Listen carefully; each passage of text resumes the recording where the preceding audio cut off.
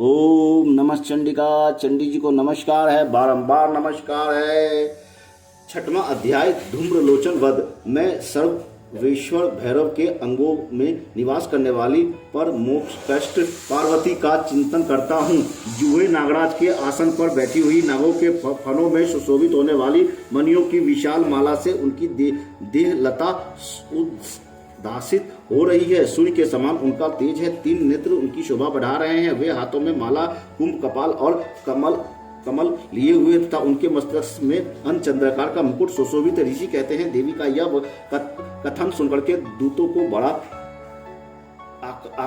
अमर्ष हुआ और उसने दैत्यराज के पास जाकर सब समाचार विस्तार पूर्वक कह सुनाया। दूत के उस वचन को सुनकर के दैत्यराज कुपित हो उठा और दैत्य सेनापति धूम्रलोचन से बोला, धूम्रलोचन, तुम शीघ्र अपनी सेना के साथ लेकर जाओ और उस दुष्टा के केस पकड़कर घसीटते हुए उसे बलपूर्वक मेरे यहाँ ले आओ। उसकी रक्षा करने के लिए यदि कोई दूसरा खड़ा हो तो वह देवता अथवा गंधर्व ही क्यों न हो, उसे भी अवश्य मार डालना। ऋषि कहते हैं, शुंभ के इस प्रकार आज्ञा देने पर धूम्रलोचन दैत्य 60,000 असुरों की सेना के साथ लेकर के वहां से तुरंत चल दिया। वहां पहुंचकर उसने हिमालय पर रहने वाली देवी को देखा और ललकार कर कहा, अरे तू सुन निशुंभ के पास चल। यदि इस समय प्रसन्नतापूर्वक मेरे स्वामी के समीप नहीं चलेगी तो मैं बलपूर्वक झोटा पकड़कर घसीटते हुए तुझे ले चलूंगा। देवी बोली, तुम्हें दैत्यों के राजा ने भेजा है, तुम स्वयं ही बलवान हो और तुम्हारे साथ विशाल सेना भी है। ऐसी दशा में यदि मुझे बलपूर्वक ले चलोगे तो मैं तुम्हारा क्या कर सकती हूँ। ऋषि कहते हैं, देवताओं के यह कहने पर असुर धूम्रलोचन उसकी ओर दौड़ा।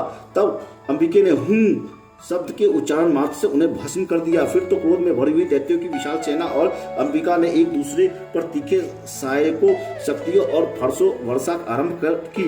इतने में ही देवी का वाहन सिंह क्रोध में भरकर के भयंकर गर्जना करके गर्दन के बालों को हिलाता हुआ असुरों की सेना में कूद पड़ा। उसने कुछ दैत्यों को पंजों की मार से, कितनों को अपने जबड़ों की और कितनों ही महादैत्य पटक कर ऊंट की डाढ़ों से घायल कर मार डाला।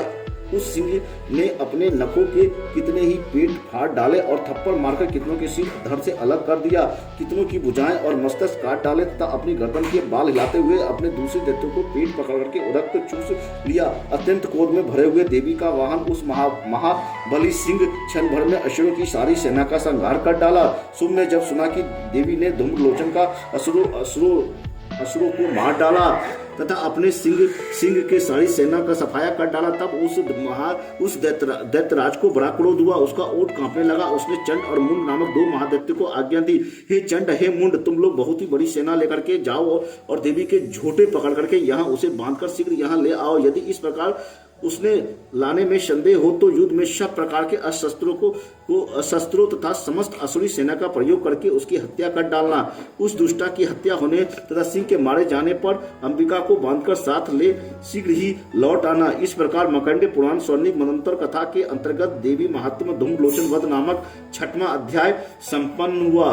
ओम नमः चंडिका। चंडी जी को नमस्कार है, बारंबार नमस्कार है। ओम नमः चंडिका, ओम नमः चंडिका, ओम नमः